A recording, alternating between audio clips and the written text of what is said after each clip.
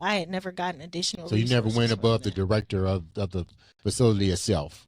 Well, listen, as I was speaking to my coworkers, which is completely legal, speaking to your coworkers about what's happening inside of the facility when it comes to your rights being violated, I was speaking to my coworkers, and I was also speaking to residents about what was happening to me and, the culture of the facility when it comes to sexual harassment.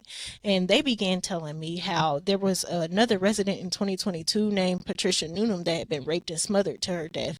She was an 85-year-old hospice patient. Whoa, whoa, Oh, whoa! yeah. Wait a minute. An 85-year-old hospice patient. That means they're getting ready to die. Oh, transitioning. Yeah. Yes. And she was raped. Raped and smothered to her death by a 45-year-old Dwayne Freeman.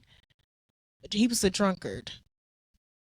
These were residents of the Facility. that came from his room to another person's room, raped her, smothered her, and nothing was ever. Oh, no, he's in prison. But here's the catch. He was threatening her, actually to assault her for days before he actually did it. And it's on record with the Indiana Department of Health, that the aides and the nurses that were around heard him threatening her for days, and none of them reported it to the Department of Health, which ended with this woman's murder, her rape and murder on top of that. So, and How much information did this guy have on her? Did he know that she was in hospice? Oh, he was just another resident there. He was a. Did somebody provide him with additional information on the lady that he killed and raped? Well, not that I know of. Not that I know of. He had been threatening multiple women to sexually assault them. And even after, I believe, I'm not going to say even after, but I know sometime before he was threatening other women. It's in the Department of Health records. Are some of these patients that are in these facilities, do they have mental issues?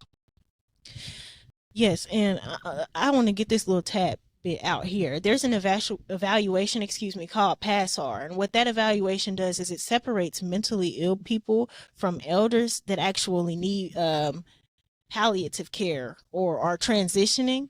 And the only loophole through the PASR evaluation is dementia and Alzheimer's. So what a doctor can do is diagnose someone with unspecified dementia and Alzheimer's, which is a load of crap. And I can say that. That's just my opinion.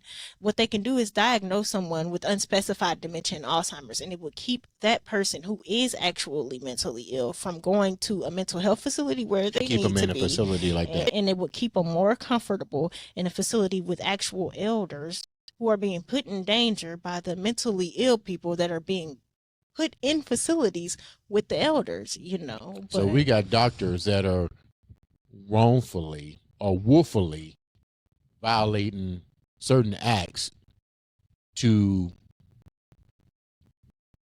manipulate the system, so to speak. I would call it manipulating the system, but actually, with it being a loophole, I couldn't necessarily say that it's legally a violation.